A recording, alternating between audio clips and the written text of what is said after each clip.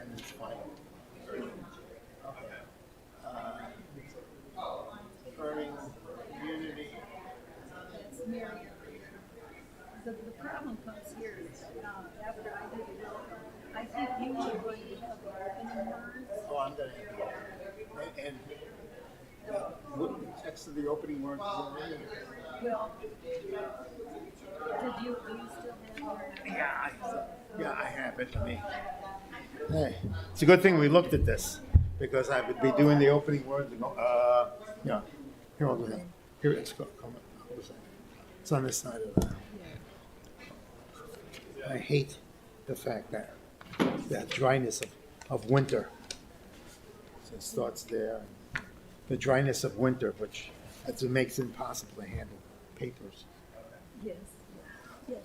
So you were going to do That, yes. that welcome.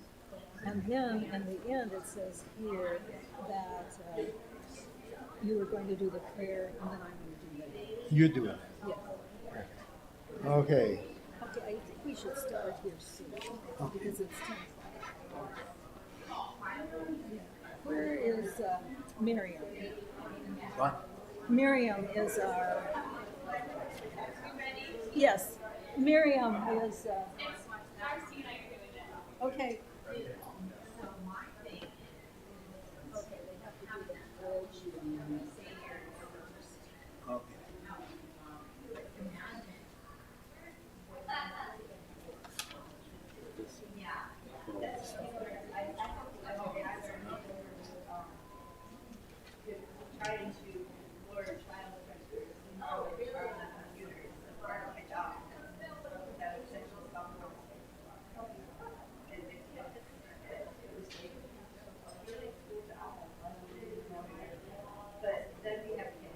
So, Miriam is going to do it for me. Except I'm not sure she is.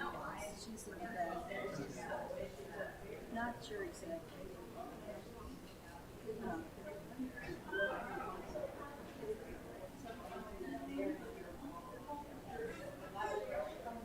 Now, it says that I'm doing my own job.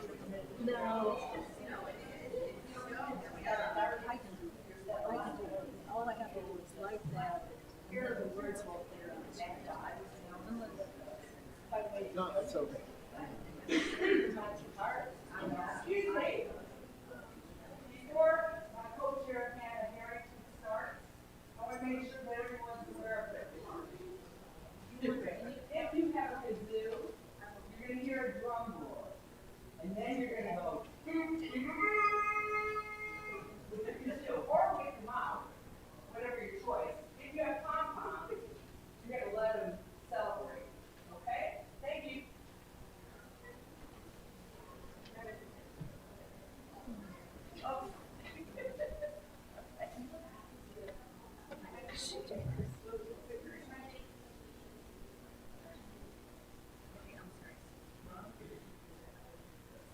Are you going to do the welcoming? Just skip it. Okay. I'll do it. Good morning. My name is Hannah Harrington, and I am co-chair of the Pledge Drive, not a member of the board. Welcome to our service. Unitarian Universalism encourages an open-ended search for meaning in life and a commitment to asking our values to shape our actions. We are a pluralistic religion that draws wisdom from many sources. We welcome all people into our community of whatever age, race, class, ethnicity, ability, sexual orientation, gender identity, or religious background. We especially welcome those of you who may be worshiping with us for the first time. We invite you to join us after service downstairs for coffee and snacks so that we can get to know each other better. Guests are welcome to participate in any activities in our community. If you would like more information about the congregation, or if you have any questions, please ask any board member or Reverend Patrick Price. Thank you. I'm here talking to you today to kick off the Pledge Drive. Our theme this year is Give to Grow. So we've kind of revamped stewardship, and we know that it involves time, talent, and treasures. This focus is of treasures, even though we appreciate your time and your talents that you're giving us too. So these are our posters and kind of like our little logo for the pledge drive. This poster is going to be hung up on the board outside. There's one downstairs. We are also having pledge drive meals. So Darcy and Steve hosted one last night and had over like 15 people, right? So that's exciting. They're taking off. There's one every Saturday between now and April 16th is our, I guess not the 15th. April 16th, we're going to have a congregational potluck as a celebration to end or conclude the potluck. So you should check your newsletter for the Sign Up Genius link, or we do have paper copies, or you can find myself or Darcy if you're interested in attending those as well. So thank you to those of you that are hosting that. We really appreciate your time and your talents of being a host. The next thing, we are bringing back canvassing. So we had a meeting for the canvassers on Wednesday. Most people had attended that, and we're really excited to start that part of the pledge drive. You'll be contacted by them, so be on the lookout for a phone call.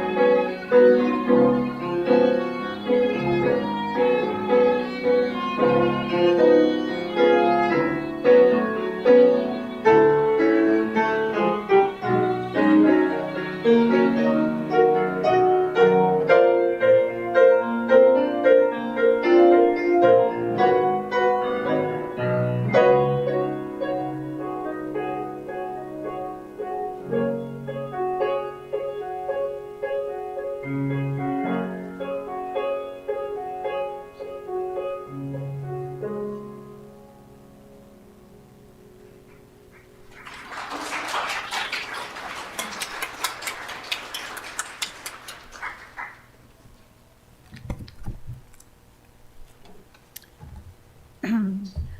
you, Gates and Alex.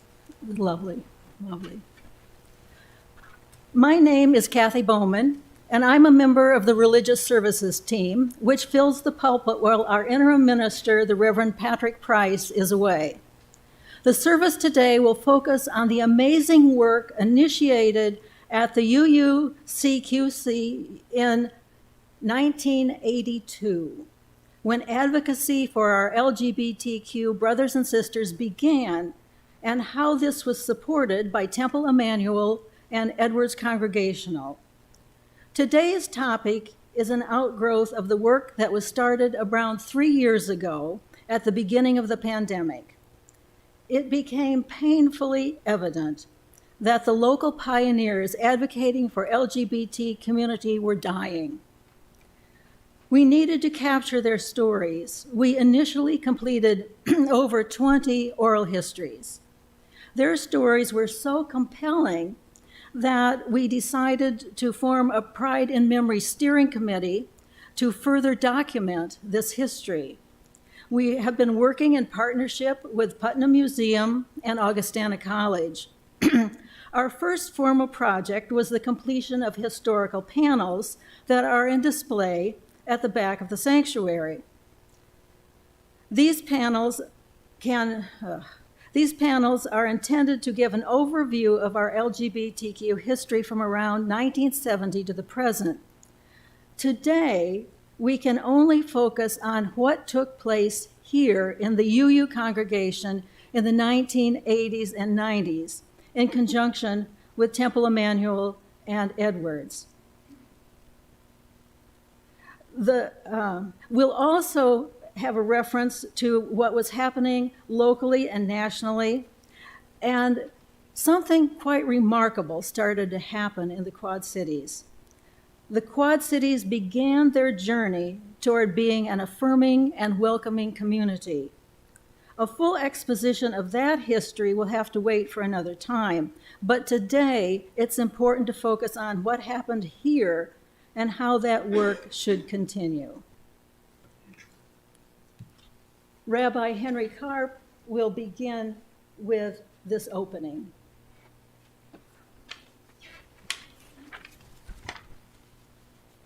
Welcome to this holy place, the shelter for our hearts and hopes, a sanctuary for our deepest longings. Here may we find rest and repair, connection and comfort. Here may we find our center, our breath, our voice, and the strength to go out into the world and be shelter for others. Please join me in lighting the chalice. The words should be on the screen.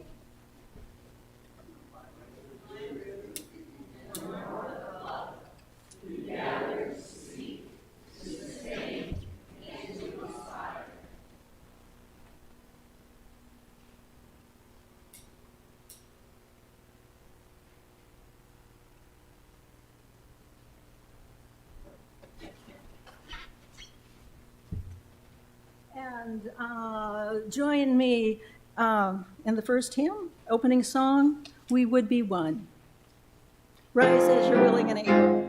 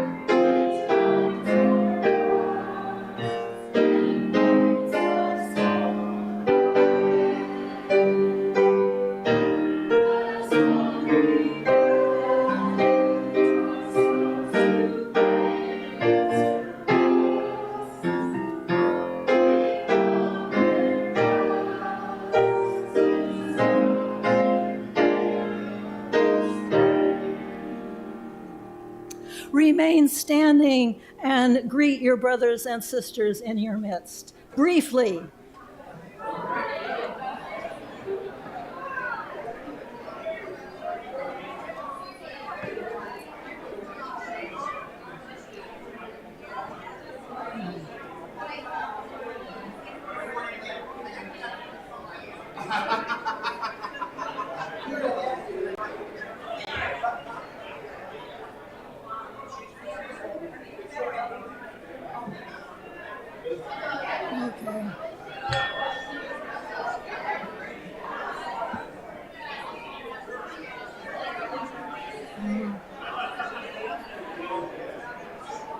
Okay, okay.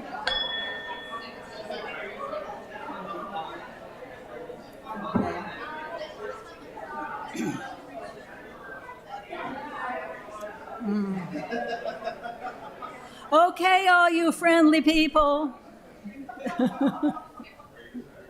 Okay. On Valentine's Day in 1982, 40 years ago, our Reverend Alan Agley delivered a sermon which came to be known as Pink Triangle Sunday. He told the story of the Nazis using the pink triangle to ostracize and persecute homosexuals. Reverend Agley posed the question, what would happen if every person decided to wear a pink triangle? In the back of the sanctuary, there was a basket of pink triangles. The choice was up to you. Neither he nor the congregation knew how that challenge would be received. Kevin Rooker, a local LGBTQ historian, says, if you were gay in the Quad Cities in the 1960s and 70s, you were likely in the closet. You knew that discovery could mean the loss of friends, family, and employment.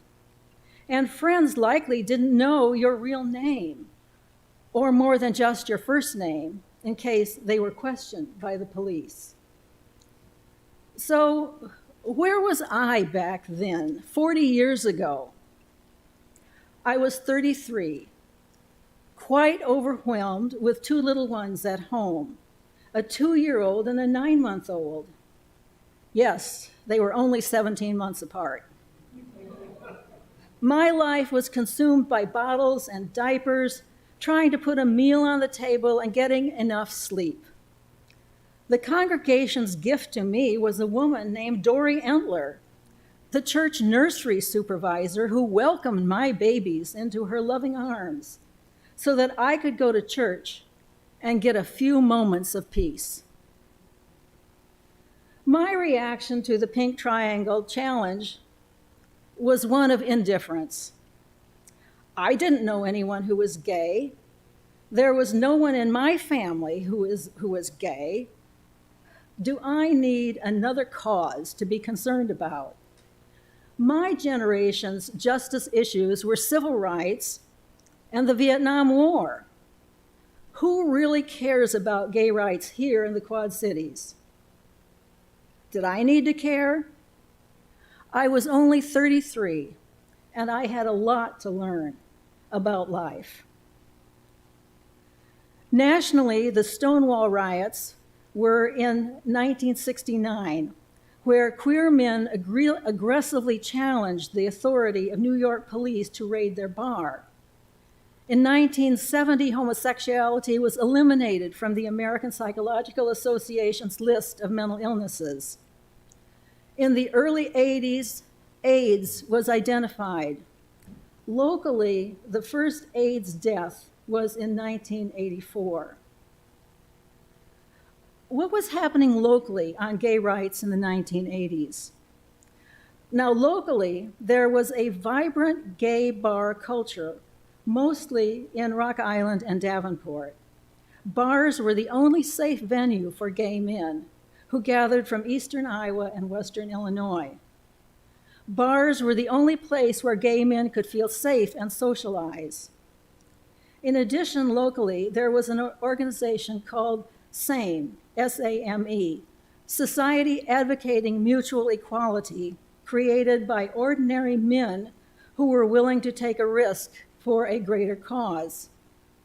On the evening of September 25th, 1966, a group of men met to discuss joining a homosexual rights movement. This was a small group of gay men who knew one another only by first names. Membership was by invitation only. They met clandestinely for social support and friendship outside the bar culture. There was the palpable fear that they could be fired if their employer knew they were gay. There was no compatible organization for women. I've always wondered why Reverend Agley took up this justice issue when he did. He'd spent time in New York early in his ministry. Did his experiences there motivate him to raise the issue here? Did he witness the Stonewall Rising? Or was the UUA, the Unitarian Universalist Association, urging ministers to speak out on this issue? The denomination was ordaining gay ministers in the 1970s, but this was fraught with controversy. Did we need another controversy in our local congregation if he wasn't confident that it would be well received? Did he know that he had the moral authority to speak on this issue and the congregation would back him if there was any fallout? Or was there a member of the congregation who was touched by AIDS? Or their family was grieving a loss due to AIDS? Or were all of these factors combined that motivated Reverend Agley to craft such a powerful and challenging sermon? So, how did this social justice reverberate in our congregation? Allen didn't just preach, he acted. As a result, a group called Gay Straight Alliance was formed, later named Mixed Metaphors. This group was educational in nature, with films and discussion often led by the minister. It became evident that what many wanted was a social outlet for sharing. In 1984, Gertrude and Oscar's 10% Plus was formed here to fill that need, an alternative to the bar culture. In 1995, Jack Wiley shared the following during a Life Journeys service. The people of this congregation and the services like Pink Triangle Sunday helped shape our thoughts on the need for basic civil rights for sexual minorities. When we later became aware that our son was gay, we realized we had already been somewhat prepared to deal positively with it by the sermons we heard and the people here. This church also provided the support for us to start Quad Cityans Affirming Diversity. This organization, to which we now devoted a major part of our lives, was nurtured by being in this congregation. I'm going to get a drink here.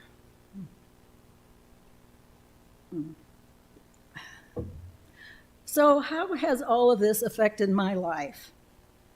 My BFF, my best friend forever, was Joyce Wiley for over 40 years before she passed in 2020. She had a knack for drawing people into social justice projects, especially QCAD. I served on the board, helped plan proms, co-led presentations on LGBTQ curriculum for high school and college classes. We even designed a curriculum for the local AEA, the Area Education Agency, where teachers could come and become better qualified to teach about LGBTQ issues in their classroom. My, how times have changed. I worked for over 20 years in downtown Rock Island, where QCAD was located. When I had a break, I would call Joyce and see if she was busy, and if not, I would come over and we would discuss how things were going. And together we would dream up all of the new initiatives that Joyce would inevitably put into action. It was an exciting time to be part of justice work on LGBTQ issues in the QCA. Much of that work is chronicled on the historical panels on display in the back today. While I was doing this, my children were watching me and wondering about the work I was doing. My oldest daughter, Jane, was an adolescent. She would come over to QCAD and help with a project, but she wasn't really part of the LGBTQ youth group. My youngest daughter volunteered to do safe sex peer education while at Bettendorf High School. And our son was co-leader of a gay and straight alliance at Bettendorf High School. Our home was one of acceptance, education, and advocacy, all because of my friendship with Joyce Wiley. So when my daughter Jane called one day from college to say that she was going on a date, I was mildly surprised. She'd never dated during high school. She was something of a late bloomer, which was okay with us. Then she said specifically that she was going to go on a date with a woman. I hesitated for just a moment and said, "Well, okay. I hope it goes well for both of you." That was her moment of coming out to her family. And she says that it is the most non-consequential story that any gay or lesbian youth has ever reported about their coming out experience to their family. For her, there was no stress. For her, she could speak her truth, and she knew that she would be accepted by her family. In the end, the Pink Triangle Sunday service and all the consequences that flowed from that prophetic message has had a tremendous effect on me personally and my family. Who knew that I would spend years developing curriculum on sexual orientation and gender identity, training OWL teachers, and that the indirect effect would have life-enhancing effect on the lives of my children and grandchildren, who now have 2 moms. Where is the legacy of this prophetic sermon today? We are certainly witnessing a backlash in acceptance of LGBTQ people in our political rhetoric. There are currently 29 bills in the Iowa legislature that in some way limit the freedoms and acceptance of LGBTQ brothers and sisters. Pink Triangle Sunday was a moment that we can be very proud of in the history of our local UUCQC. Where we will go from here in our support and advocacy, we don't know. In part, it's going to have to come from the younger generation, the younger members of our congregation. Much work has been done, and more work needs to be done. I've asked Rabbi Henry Karp to join me this morning in this service. The work that Reverend Alan Agley began here 40 years ago reverberated through the progressive religious community here in the Quad Cities. Our own ministers, Reverend Charlotte Saleska, Reverend Roger Butts, and Reverend J. Wolin, have supported the work of QCAD. But primarily, they worked with a clergy group, the Progressive Clergy. I've invited Rabbi Karp to share his involvement with that group and his experiences as one of the leaders for LGBTQ plus equality in the QCA. Thank you.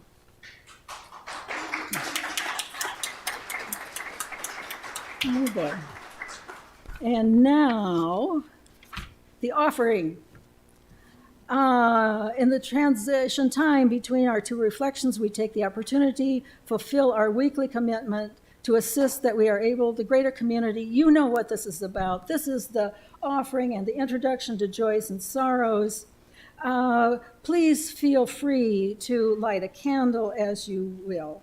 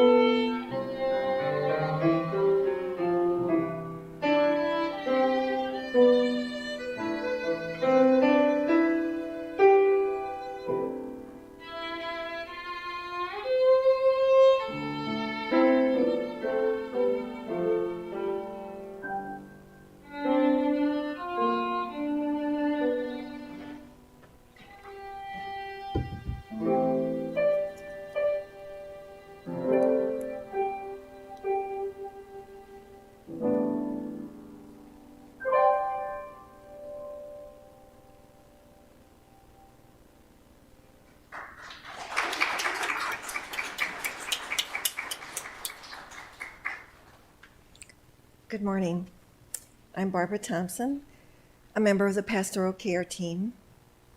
As we gather today, we pause to reflect on what lies in our hearts. In this time of sharing, we take a moment to recognize our personal joys and sorrows and to read from the book of joys and sorrows, those personal life events you have chosen to share with us. We have a few today. Zachary Boraglia, apologies if I pronounce that wrong. My friend Ren's cancer test came back negative. From Mike Pace, has some food to share.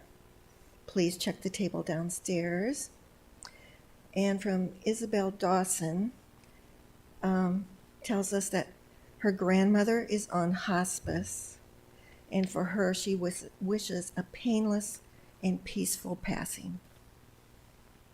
I didn't see anything when I checked my phone. Okay. Let us become aware of the energy that brings us together in beloved community as we share a time of silent meditation. May we open our minds and hearts to a place of quiet, to a silent prayer for the healing of pain and the comfort of love.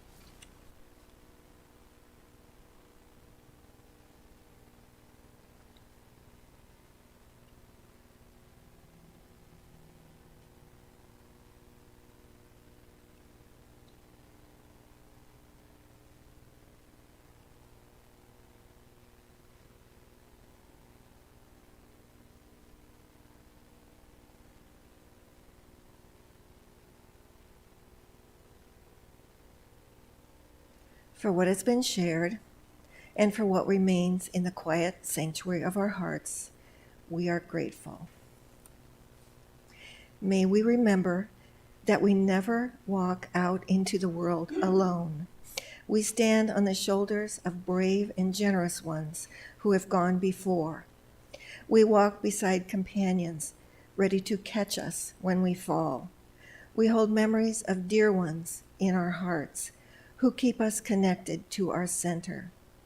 May we make this our most important work, to remember that who we are does not end at the edges of our own skin.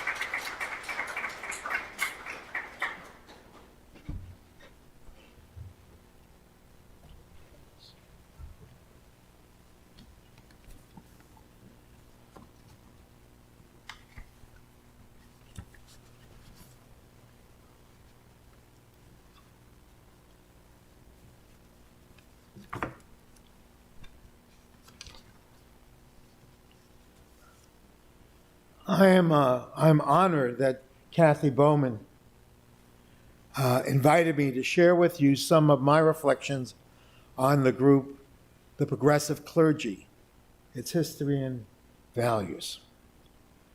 Though the Progressive Clergy group has faded from the Quad Cities scene, fortunately there have been other social justice advocacy groups that have arisen since its passing, such as Progressive Action for the Common Good and One Human Family, to carry on its important work, especially in these very troubling times for Iowa and the nation. In August 1993, 33 was another year altogether. August 1933, I did it again. Now, I teach Holocaust at St. Ambrose, so we're reading all these papers that the students submitted. So I get fixated. Let's try this one more time. In August 1993, Reverend Charlotte Saleska, Reverend Dan Schmeeken of Edwards Congregation, UCC, and I gathered in this very building in Reverend Saleska's office to discuss some concerns we shared about our community. Our primary concern was that with all the pressing social issues of that day, local, national, and international, it had become increasingly clear to each of us that the primary religious voice in our community that was making itself heard was the voice of conservative Christianity. And that when it came to these issues, our community needed and deserved to hear the voice of socially progressive religious traditions as well. We could no longer permit fundamentalist Christians to hog the public microphone when it came to issues of justice, equity, and personal freedoms. It was in that conversation that the Progressive Clergy Group was born. Using the clergy mailing list and labels of Churches United, no emails in those days, and not wanting to be accused of discriminating against our conservative Christian colleagues, we sent out an invitation to all clergy of the community, an invitation to join us. However, we made it quite clear what we were all about. As was stated in that letter, and I quote, "The issues we currently see needing attention from more open-minded clergy are freedom of reproductive choice, racial and cultural diversity, separation of church and state, women's rights, and gay and lesbian rights." How sad and distressing it is that as we gather here today, almost 20 years later, each and every one of those issues is still on the table. Worse yet, we could add several additional issues to that list, like responsible gun legislation, voting rights, preserving the integrity of public education, opposing the banning of books, humane immigration reform, ending housing discrimination, preventing child labor abuses, economic justice, preserving and protecting our environment, and protecting the right to peaceful protest. When it comes to the issues facing our LGBTQ plus friends, neighbors, and relatives, the challenges they face today are far more complex and only to be compounded by the fact that among those challenges are serious attempts to strip their community of the gains that we have made since we sent out that letter in 1993. I have to admit that the first few meetings of the group were somewhat harrowing. While we did expect to get some hostile phone calls and letters from conservative Christian clergy, which interestingly enough were only received by Reverend Schmeeken, I guess they expected such shenanigans from UU and Christian clergy, but not from a Christian. UU and Jewish clergy, and not from a Christian. What we did not expect was that some of them would actually show up to our first couple of meetings when the group was in its formative stages. They showed up with a mission to undermine all considerations of addressing social justice issues, while the rest of the gathered clergy were having none of it. So after 2 or 3 meetings, those conservative colleagues just stopped showing up. With the obstructionists out of the way, we started our work in earnest. So, for example, we worked cooperatively with Planned Parenthood in its struggle to establish a clinic in our community. We showed up in force and spoke out at the city council meetings in which the applications of Planned Parenthood and Emma Goldman Clinic were being discussed and considered. We even created and conducted a community worship service on the theme of reproductive rights. We worked hand in hand with Quad Cities Affirming Diversity in their struggle to establish and protect the rights of all individuals in our community, regardless of their sexual orientation. When the various city councils were debating about adding sexual orientation to the list of protected classes of their civil rights ordinances, we were there, and at the point of the agenda when public comments were entertained, we spoke out about how protecting all our residents was a moral imperative and responsibility for a governing body. And when Iowa became the first state in the nation to legalize same-sex marriage, in this very room, Progressive Clergy held a press conference in support of the state Supreme Court's decision. As for myself, I immediately went to the Temple's Board of Trustees and asked them to remove the congregation's membership requirements for a life cycle officiation when it came to those LGBTQ plus Jews from other states seeking a Jewish same-sex wedding ceremony in Iowa, since they couldn't get it at home. And the board approved that request without hesitation. It was always rewarding to witness how, when it came to such community social justice activities as the Crop Walk, the congregations of the Progressive Clergy members were always among the larger delegations of walkers. Now, we did not win every battle, but we did engage in the ones that needed to be fought. So, for example, we partnered with Churches United in conducting a petition campaign calling for the political parties and candidates to refrain from negative campaigning and focus on addressing the real issues in positive, constructive manner.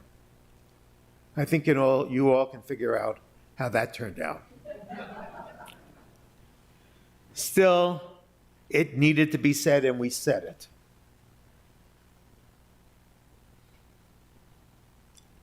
We also called to task the leadership of John Deere for a decision it made to drastically reduce the health care benefits they provided to their retirees, benefits that were guaranteed to them at the time of their retirement.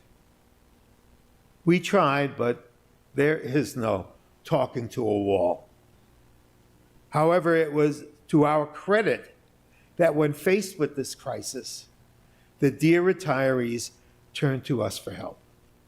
Such was the growing reputation for the good work of Progressive Clergy.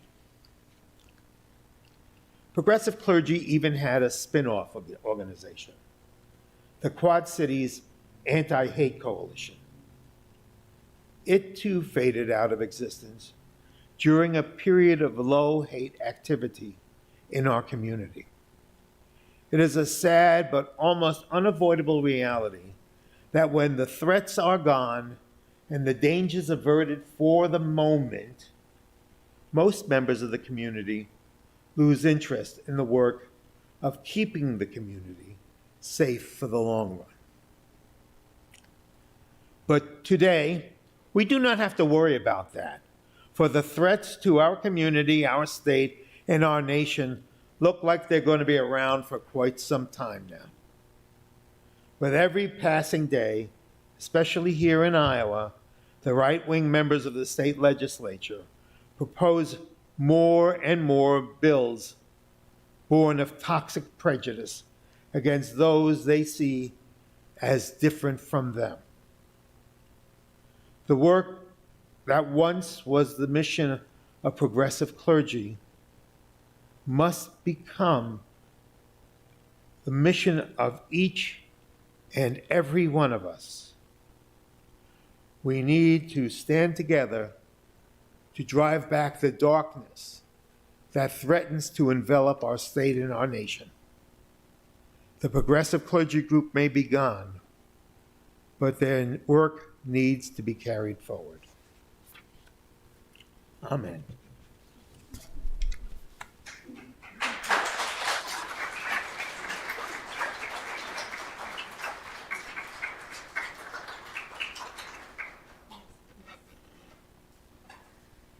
We gather in honor of the memories that hold and heal us, for stories we tell of those whose heroism inspires our own, for the pictures of loved ones who have passed, in whose images we see our better selves, for the work of remembering that we stand on the shoulders of others who have paved the path on which we walk, and blessed us with advantages we didn't earn all on our own.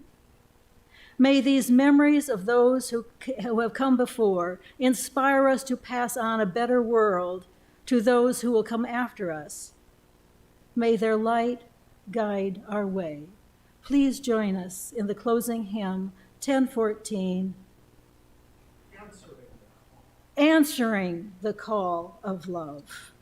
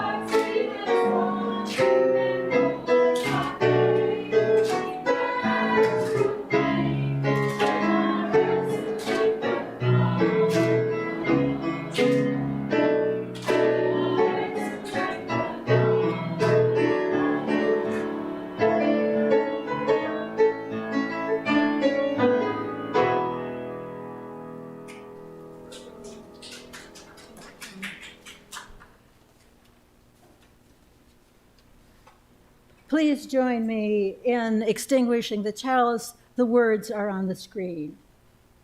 We extinguish this flame.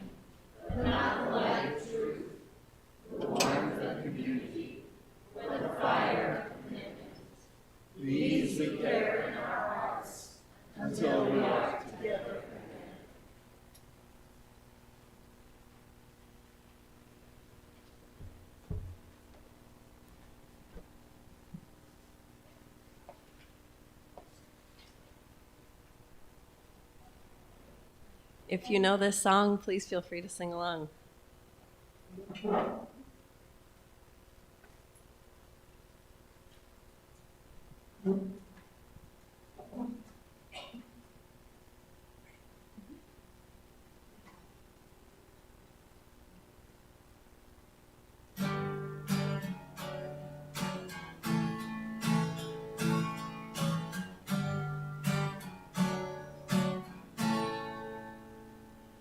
You can hold my hand when you need to let go.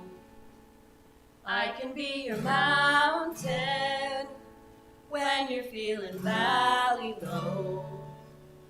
I can be your street light, showing you the way home. You can hold my hand when you need to let go. I want a house with a crowded table and a place by the fire for everyone. Let us take on the world while we're young and able, and bring us back together when the day is done. If we want a garden, we're gonna have to sow the seeds, plant a little happiness, let the roots run deep. If it's love that we give, then it's love that we reap. If we want a garden, we're gonna have to sow the seeds. Yeah, I want a house with a crowded table and a place by the fire for everyone. Let us take on the world while we're young and able, and bring us back together when the day is done. The door is always open, your picture's on my wall. Everyone's a little broken, yeah, everyone belongs. Yeah, everyone belongs. I want a house with a crowded table and a place by the fire for everyone. Let us take on the world while we're young and able, and bring us back together when the day is done. And bring us back together when the day is done.